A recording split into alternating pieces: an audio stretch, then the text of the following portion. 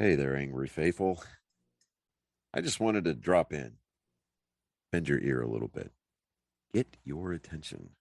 So if you're not listening, drop what you're doing and pay attention to me because I'm here to inform you that not only can you get your daily, maybe if you're binging it, I'm not sure, that's entirely up to you, but you can multiply your doses of angry me fuckery by paying attention to all of the platforms upon which you can find either the dulcet tones of my voice and David's voice or my pretty face and David's not so pretty face. Anyways, digressing, we not only on we are on YouTube, we are on Spotify, we're on Rumble, we're on Google, Apple Podcast. We have a TikTok page. We're on Twitter, Instagram, and of course Facebook. So if you find yourself fuckery deprived, curl up with a nice hot mug of shut the fuck up and just listen.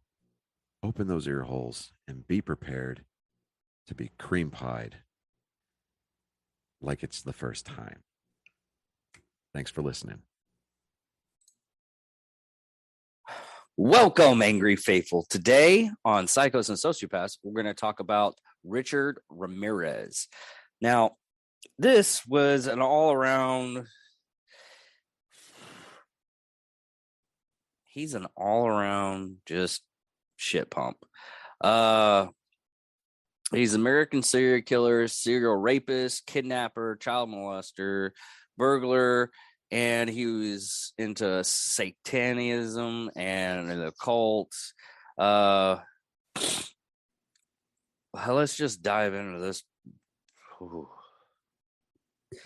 But his other names was the Valley Intruder, the Walk-In Killer, and most infamously, the Night Stalker, which we already talked about Night Stalker, and this is how we got to this guy right here.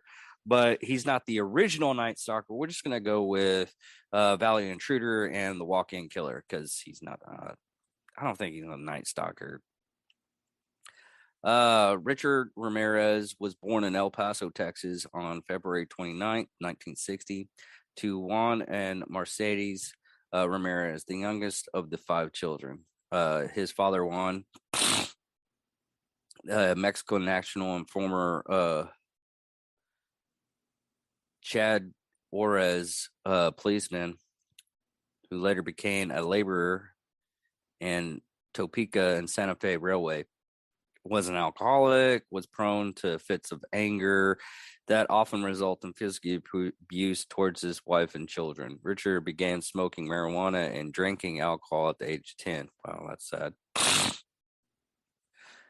As a 12-year-old, Richard, or Richie, as he was known to his family, was strongly influenced by his older cousin Miguel, a decorated Green Beret combat veteran who himself had already became a serial killer and rapist during his time in the U.S. Army.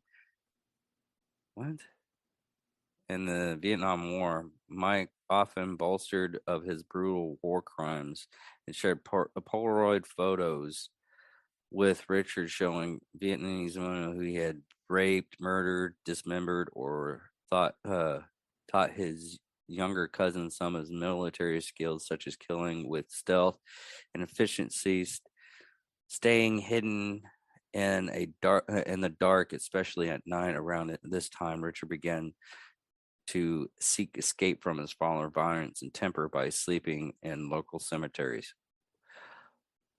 Wow, man! I'm not gonna lie to you. I teach my kid how to defend herself for people that are attacking, but never to teach my kid how to be a serial killer. He literally was taught, from what I'm reading, he literally was taught how to be a serial killer, which, oh my God, that's some fucked up parenting. Well, it's not really it's still mentoring. We'll go with mentoring. That's the better word for this type of crap. Anyways,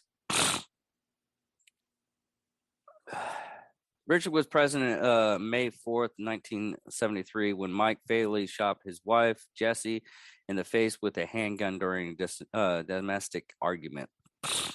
Like the graphic photos and stories, his cousin's war crimes in Vietnam. Ramirez would later similarly remark that witnessing the murder was not traumatic for him in a traditional sense, but rather a subject of fascination. After the shooting, Richard became sullen withdrawal from his family and peers. Sorry, I've got really bad gas right now. Mike was later found not guilty of Jesse's murder by reasoning of sanity. With the shooting attribute and post-traumatic stress disorder from his service in Vietnam, he was confronted for several years at the Texas State Mental Hospital. Shortly after the shooting, Richard moved in with his older sister, Ruth, and her husband, Roberto, an obsessive peeping Tom who took Richard along. Good Lord. God, this is literally step by step how you make a serial killer. Who took Richard, and he was just being helped by his fucking family. Jesus. I'm sorry, folks. Was an obsessive peeping Tom who took Richard along his nocturnal exploits. After Mike was released from the mental hospital in 1977, he sometimes accompanied Richard and Roberto as a voyeuristic. Hold on, people. Stephen Hawking voice. Yeah, voyeuristic. Sorry about that. Frequently, he and Mike resumed bonding over their shared use of drugs and alcohol. It was during this period Richard began using LSD and had an interest in Satanism and the occult. I hate to tell people this, but I've read the Satanic Bible and everything like that. It's a bore. I mean, that's something I'm not interested in anything, but it's just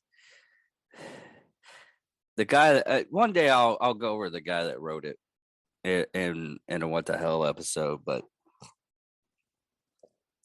it's one of those things that it's almost comical, but let's go back on to this. When he reached adolescence, Richard Ramirez began to melt his bigotry, big word, sorry. Stephen Hawking fellas. Bargaining sexual fantasies with graphic violence, including forcing bondage and BDSM, murder, mutilation, and rape.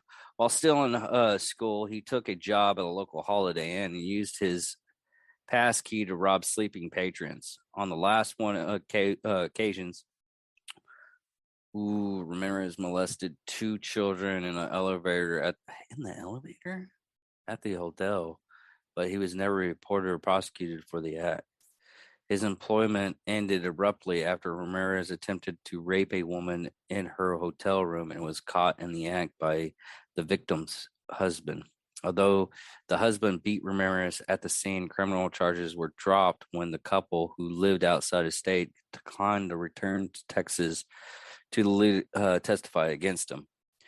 Oh my God. Should have beat him to death.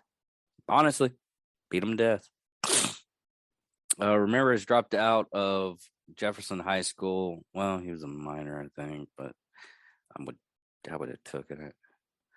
Ramirez dropped out of Jefferson High School in the 9th grade. In 1982, at the age of 22, he moved to settle permanently in California. It was around this time that Ramirez began use of cocaine, which quickly became his substance of choice, and began to commit theft and burglarize to procure money for said addiction. He lived nomadically between San Francisco and Los Angeles County. During this time, prior to his incarceration, he was known to frequently travel between north and south areas of California, both before, during, and his long crime spree. The murders. On April 10th, 1984, Ramirez murdered Mei Long, a 9-year-old Chinese American girl, in the basement of his apartment building in Tilton District, San Francisco. Leong was with her 8-year-old brother and reported looking for one of those $1 bills when Ramirez approached the girl and told her to follow him into the basement to find it. Once they were in the basement, Ramirez beat, strangled, and raped Luan before stabbing her to death with a switchblade, hanging her partly nude body from a pipe with her blouse. The killings was not linked to Ramirez until 2009, when his DNA matched with the sample obtained at the crime scene. In 2016, officials disclosed evidence of a second subject identified through DNA sample retrieved from the scene, who is believed to have been present at the Lane murder. Authorities have not publicly identified the subject, describing it being a juvenile at the time, and have not brought up charges due to lack of evidence. But these are the Night Stalker's crime. They ended up just making a list. June 28th, 1984. I literally had a talking Chinese moment, which anyways, June 28th, 1984, Ginny Bosco, March 17th, 1985, Maria Hernandez and Del Yoshi Okazaki.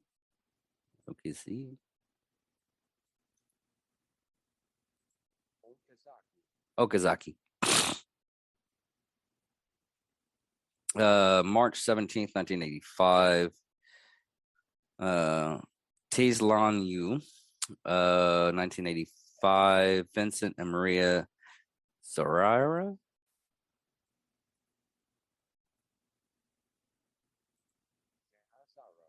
Yeah, Zarara.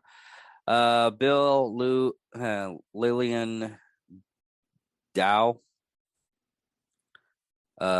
Mabel Bell and Florence Lang. Carla Kyle and her 11-year-old son. Good Lord. Mary Cannon, Whitney Barnett. It's just a laundry list. But through these brutal murders, the identification of Ramirez, Erickson gave a detailed description of the assault to investigators. And police obtained a case of Ramirez footprints from Ramirez's house. The stolen Toyota was found abandoned on August 28th in Koreatown, Los Angeles. The police obtained a single fingerprint from rearview mirror. Ramirez carefully efforts to clean up his prints. The prints was positively identified belonging to Ramirez, who described as a 25-year-old drifter from Texas, with a long rap sheet that included many arrests for traffic and illegal drug violations. Identification of Ramirez's print was described as a near match. As the system used the identification was recently installed. I guess this time frame they started using fingerprints to identify killers a little bit for legalization. Because even most of the time DNA evidence isn't even admissible in court, I don't think, anymore. Let's look that up real quick, because I hear and read things, and I think it's a lie detector that's not admissible in court. Yeah.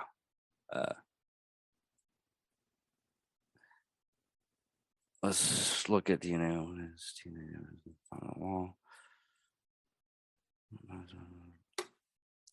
rid of this. Blood samples, yes. It can even be used for some crimes. Okay. Yeah, I don't know why I thought that. People, I'm blanking a lot of stuff, but I think it's like the lie detector that's not admissible in court. They still use it, even though it's not a viable use for court.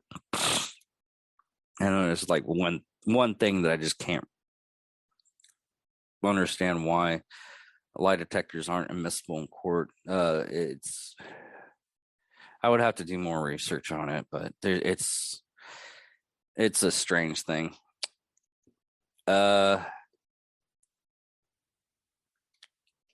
Mugshot, 1984 for arrest of auto theft. His capture. On August 30th, 1985, Ramirez took a bus to Tulsa. Tux? Another Stephen Hawking voice moment. Tucson. I had it right. Tucson, Arizona, to visit his brother, unaware that he had become a lead story in a virtual every major newspaper and television news program across California. After falling to meet his brother due to him not being home, Ramirez returned to Los Angeles earlier on the morning of August 31st. He walked past police officers who were staking out the bus terminal in the hopes of catching the killer should he attempt to flee on an outbound bus and into a convenience store in East Los Angeles. After noticing a group of elderly Hispanic women fearfully identifying him as El Mortor, the killer in Spanish. Now, Mator? My Spanish is a little off. El Matador. Wow, that's okay. Guess Ramirez saw his face on the front page of the newspaper La Opinion with the headlines calling Investigator Nocturno, the night invader, and fled the store in a panic. After running across San Angelo Freeway, he attempted to carjack an unlocked Ford Mustang, but was pulled out by an angry resident.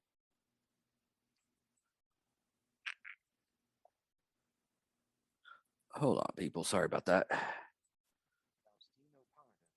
Faustino Panin. Ramirez ran across the street in an attempt to take car keys from Angelo de la Torre. The woman's husband, Miguel de la Torre, witnessed the attempt and struck Ramirez over the head with a fence post in the pursuit. A group of over 10 residents formed a chase Ramirez down, Hobart Street, Boyd Heights. The group of citizens forced and quickly arrived at the 3,700 block of Hobart and found that Ramirez was severely beaten, unarmed, and took him into custody. The crowd grew to several hundred people and was becoming unruly toward Ramirez. And responding officer Andy Ramirez, no relation, thank God. And it's one of the things. His last names carry on. It's like that whole his name is Mud type deal. Stayed behind while Officer Kim Kessler drove Ramirez to a Halton Beck police station. Basically, hold on. Basically, they mobbed him. They didn't try hard enough, in my opinion, with all the stuff that they did. And then this is just my opinion. A lot of people will go out and say, "Oh, you can't be judge, jury, and executioner." I mean, he was doing something bad, and it's mob mentality, but sometimes it can be good. Sometimes, not all the time. Social media, not so much. This instance beat the monster, and yes, he was a monster. I don't care what you say. Uh, Trial and conviction. Jury selection for the trial began in July 22nd, 1988. At the first court appearance, Ramirez raised a hand with a pentagram drawn on it and yelled, "Hail Satan." On August 3rd, 1988, the Los Angeles Times reported that some jail employees overheard Ramirez planning to shoot the prosecutor with a gun, which Ramirez intended to smuggle into the courtroom. Coincidentally, a metal detector was installed outside and an intensive search was conducted on people entering. Wow, that's luck, I guess. On August 14th, the trial was interrupted because one of the jurors, Philip Seagren, did not arrive at the courtroom. Later that day, she was found shot to death in her apartment. The jury was terrified, wondering if Ramirez somehow directed this event from inside his prison cell, whether or not he could reach other jurors.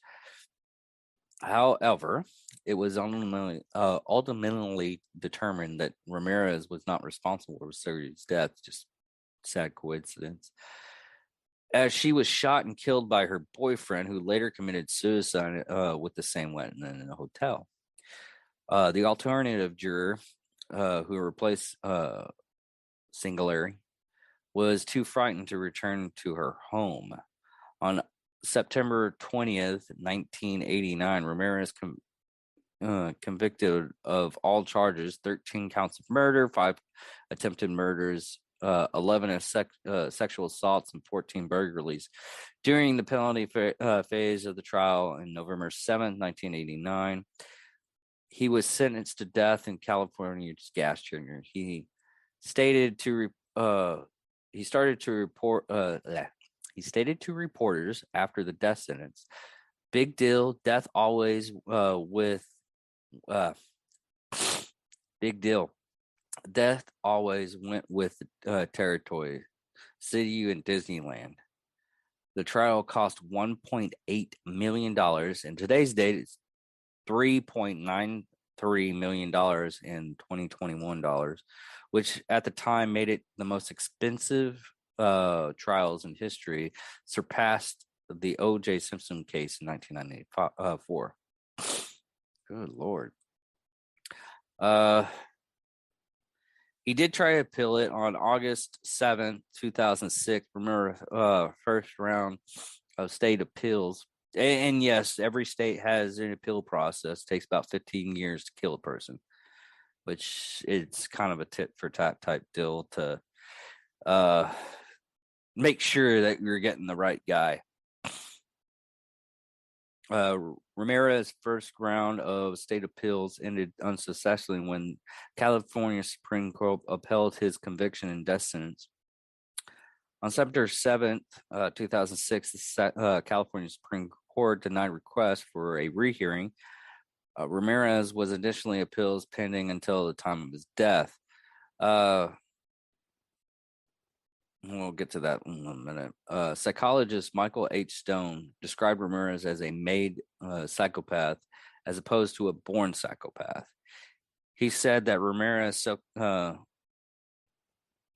schizophrenia personality disorder combined to the indifference to the suffering of his victims and his untreatability. Stone also stated that Ramirez was knocked unconscious and almost died on multiple occasions before he was 6 years old. As a result, later developed typically epilepsy, aggressiveness, and hypersexuality. And yes, that actually is possible. I mean, I hate to use her as an example. There's two comedians that you can use that as an example. First one was Sam Kinison. Sam Kinison was a youth pastor for the longest time. Then he got in a car. I think he got hit by a car. The same thing happened with Roseanne Barr. They both got hit by vehicles, and they were like straight A students and everything. And once they got hit by a vehicle, or they had brain trauma, we'll just go with brain trauma. What had happened is their whole. It's like a switch. They're not bad people, mind you, but it was one of those things that switched him from one personality to another. That's what I'm getting at. It is actually possible if you hit somebody hard enough, accidentally or on purpose or whatever the case, that you might switch their personality. Another note is a guy that when I was working corrections, he was a child molester. I had no sympathy for what happened to him, but he was legitimately beaten, mentally handicapped now. I mean, they beat him so bad that he's now mentally handicapped. But Ramirez did die during his corrections. He wasn't gassed. He had secondary to B-cell lymphoma at Marlin General Hospital in Greenbury, California on June 7th, 2013. He was also being affected by chronic substance abuse and chronic hepatitis C viral infections. At 53 years old, he had been on death row for more than 23 years. Oh my God, that's too long. But some estimate he would have been in his early 70s before his execution was carried out due to California's lengthening appeal process. Texas is 15 years. Unless you like kill in front of a lot of people, then you're put up in an express line. That's for white people. I'm not stealing his stuff. But anyways, on that note, this is one of those people that most of the serial killers we go on, they're pretty much some of them are made, some of them are just born that way. Yes, it is possible. This is one of them that was made, and I feel bad for the circumstances. I'm not going to lie. Circumstances of 6-year-old being beaten like that, it's no call for it. You don't need that. No child should be beaten that bad or beaten bad. I mean, there's alternatives, but sometimes you need a good whooping. I'm not going to lie. People are going to hate me. You shouldn't strike your child.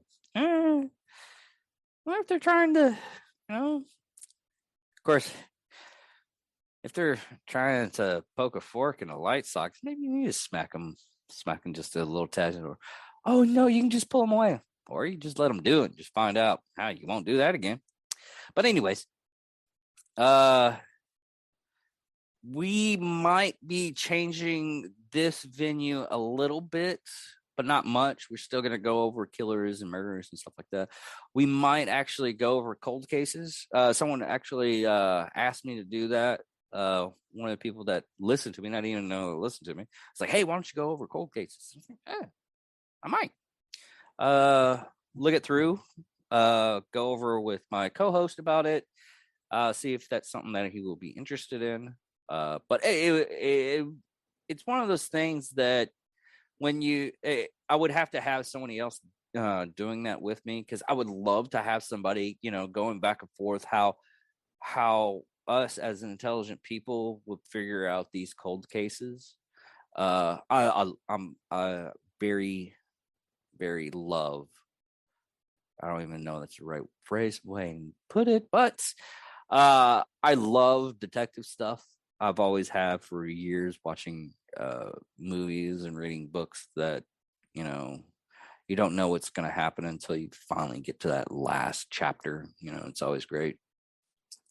But we'll everybody know, and hopefully next week give you a definitive answer. And if you do listen to the show, comment on our YouTube channel or comment on our Facebook page, or message me on if that's a venue that you would like to hear from us. Let us know. Always willing to go out and do a compromise, maybe once a month do a cold case, or once 3 months, whatever. But it's just one of those things that's much interesting. I was thinking about it beforehand, but I was like, how will I do it? But that's that, people. I'm David German. Thank you for watching Psychos and Sociopaths. Check y'all out later.